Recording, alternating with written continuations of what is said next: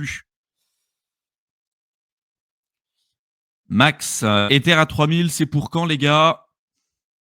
Boule de cristal. On va essayer de voir. On va en parler. On va en parler. Évidemment, ça ne sera jamais sur à 100% comme à chaque fois. Hein. On n'a pas la possibilité de voir l'avenir, en tout cas pas encore. Hein. J'aimerais bien, mais c'est un peu compliqué. Mais on va parler de tout ça. Ouais, comme tu dis, Mick, le pouce. Faites péter le pouce, ne faites pas les rats. Allez, les gars, on va démarrer. C'est parti. Je partage mon écran. J'ai beaucoup de choses à voir avec vous. N'hésitez pas à interagir, poser vos questions. J'en prendrai quelques-unes en cours de route. Et puis, c'est parti. Hop. On va commencer doucement comme d'hab hein, sur la partie crypto bubble. Bon, je le dis depuis un certain temps. Dominance du Bitcoin hyper élevée. D'un point de vue macro, on a un nouveau contender qui arrive. On en a parlé avec le live vendredi, je crois, avec Théo. Donc il y a le conflit entre l'Israël et l'Iran, avec derrière les États-Unis qui backent l'Israël, l'Iran qui est backé par d'autres grandes superpuissances aussi. Donc là, le sujet, c'est un peu et le questionnement qu'il y a, c'est est-ce qu'il va y avoir une nouvelle guerre un petit peu, une nouvelle guerre comme ce qu'on avait connu en fait par le passé, avec cette fois-ci les grandes puissances, parce qu'il y avait déjà eu le conflit entre je crois que c'était entre l'Inde et le Pakistan, si je me trompe pas. Et bon, on en a entendu parler quelques jours. Et puis après, ça a continué son bonhomme de chemin. Là, derrière, on a quand même des grandes puissances qui backent tout ça. Et évidemment, ça crée de l'incertitude. Hein. Moi, dans cette vidéo, je ne vais pas parler de ces conflits-là parce que je suis absolument pas expert là-dessus, mais plutôt parler sur la partie purement investissement et purement crypto. Et évidemment, bah, ça crée de l'incertitude en ce moment. Et là, il y a deux scénarios, il y a deux cas de figure. Des gens qui vont vous dire, bah, finalement, j'attends un gros pullback, j'attends une grosse incertitude et du coup que ça puisse se diluer et se représenter de manière bien plus significative dans les prix, parce que pour l'instant, il y a eu quelques baisses, mais globalement, ça ne représente pas le conflit majeur avec l'arrivée de grandes superpuissances qui pourraient baquer ça. Et en effet, on pourrait aller chercher des plus bas hein, par rapport à ça. Et de l'autre côté, il y a ceux qui disent bah, que finalement, le Bitcoin et le marché crypto est assez résilient et que du coup, ça va continuer d'augmenter. Et on va continuer de suivre le bonhomme de chemin. Dans tous les cas, en tout cas, les deux scénarios que j'entrevois le plus aujourd'hui, c'est une continuation de la tendance. Soit on a un pullback beaucoup plus important, type comme ce qu'on avait eu en fait avec le Covid en mars 2020. Pour ceux qui s'en souviennent, Black Swan, pas quelque chose d'attendu, ça arrive d'un coup, des grandes superpuissances qui rentrent en conflit majeur et qui disent ouvertement qu'ils rentrent en conflit, ça peut arriver. Du coup, et là, paf, prix qui dévisse et qui dévisse sévèrement. Donc, ce qu'on appelle un V-shape recovery aussi, c'est-à-dire que ça descend très très vite et ensuite ça repart très rapidement à la hausse.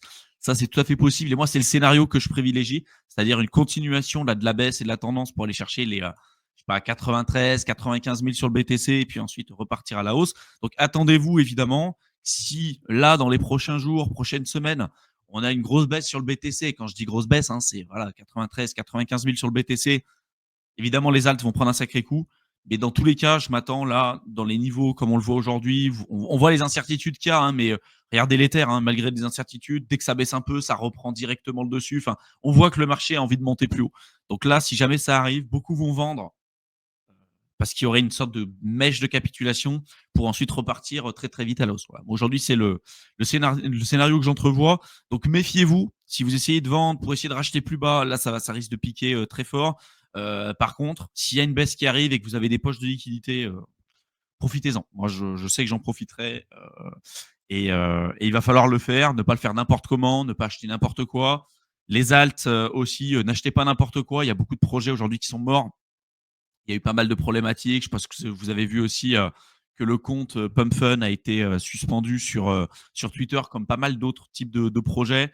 Il y en a pas mal qui ont peur par rapport à ça, qui s'interrogent en se disant tiens, s'il n'y a plus Pump Fun sur Solana, est-ce que Solana va pouvoir remonter? Bref, voilà. Je sais que des opportunités, il va y en avoir. Il y en aura d'ailleurs même à peu près tout le temps. Mais là, si jamais on a une baisse, si on a un Bitcoin qui descend, qui va chercher les 93, 95 000, évidemment que les alts vont dévisser sévère.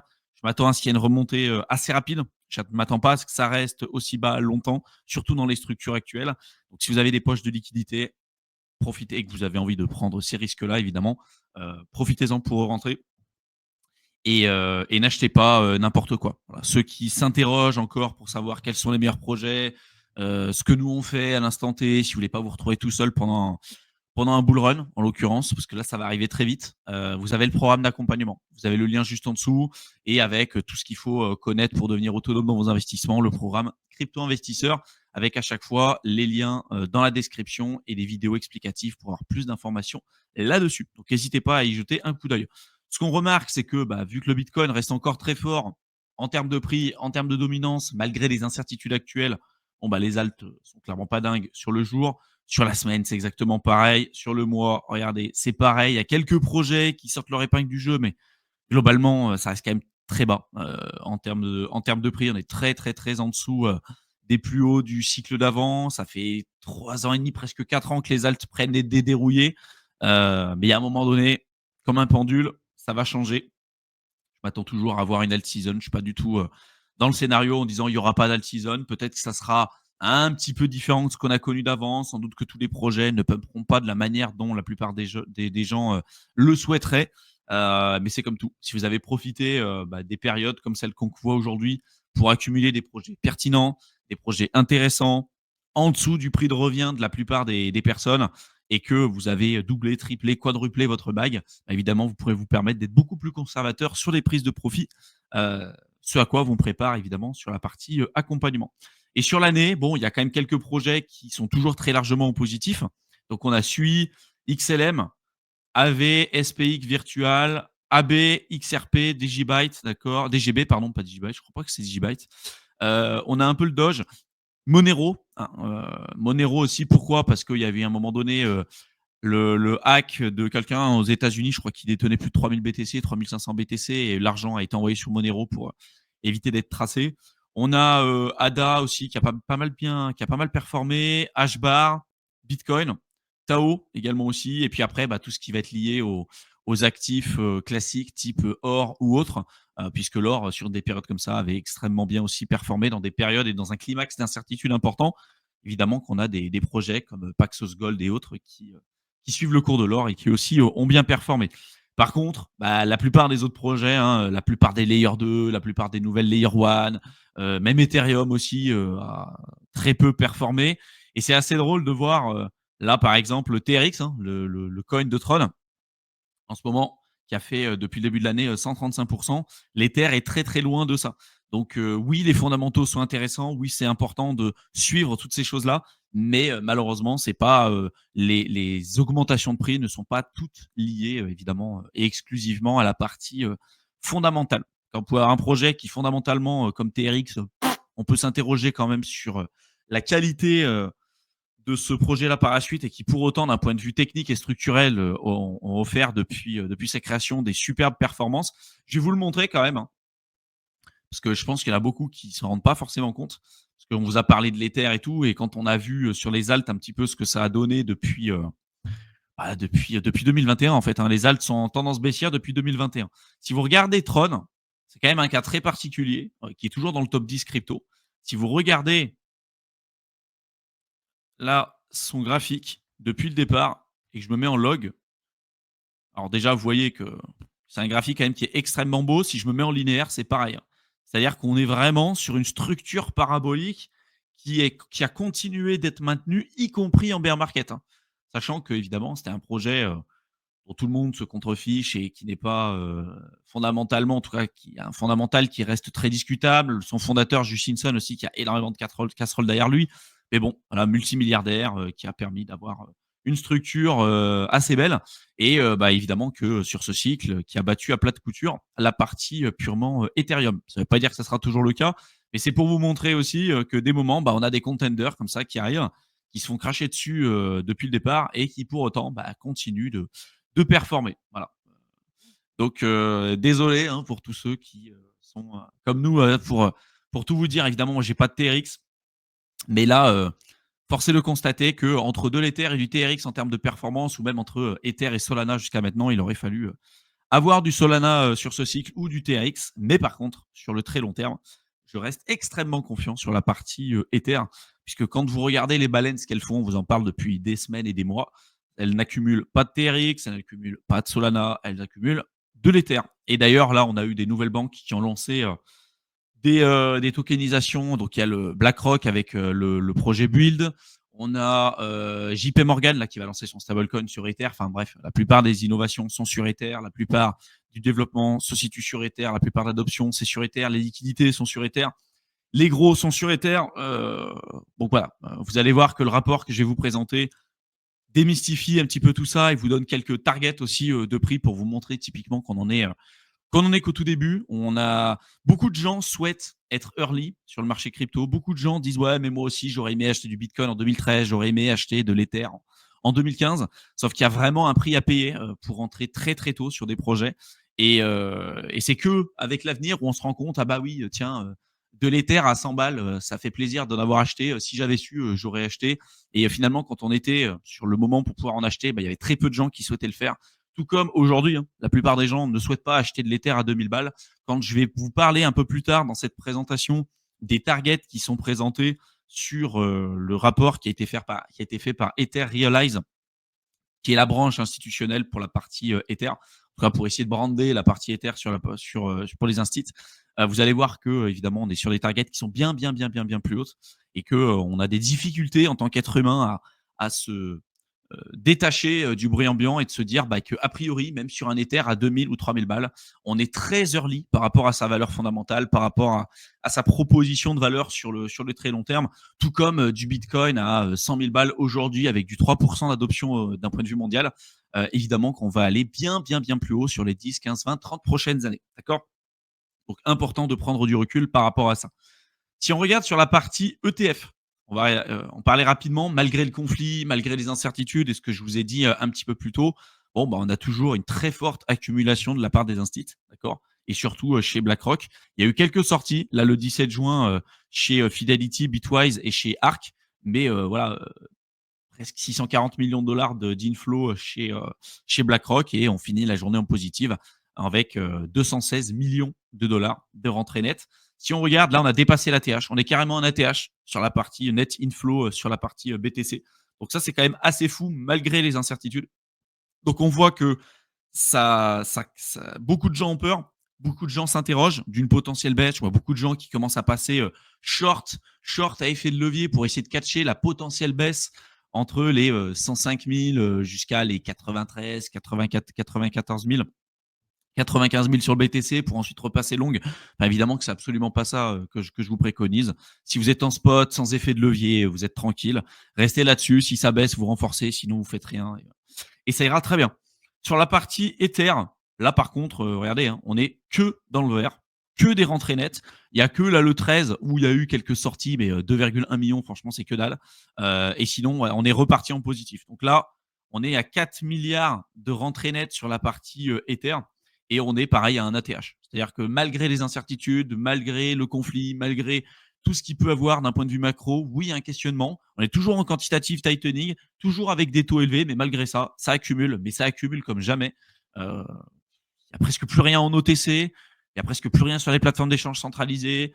On a Sailor qui achète des milliards presque toutes les semaines. On a d'autres boîtes comme Metaplanet aussi qui en achètent énormément. J'en avais parlé sur le live d'avant. Là, ils ont acheté sur les dernières semaines, derniers mois à peu près 10 000 BTC. Ils ont pour objectif d'en acheter pour, je crois que c'est 210 000 BTC d'ici 2027. Et ça, c'est une boîte. D'accord. Donc, c'est une boîte. Si on ne compte pas MicroStratégie, tout le reste, si on ne compte pas les gouvernements, si on ne compte pas les instits, si on ne compte pas toutes ces personnes-là, enfin, il y a une accumulation monumentale en ce moment qui est en train de se faire. Et en ce moment, on a les retail qui disent non, mais c'est la fin, il y a un conflit, c'est la fin.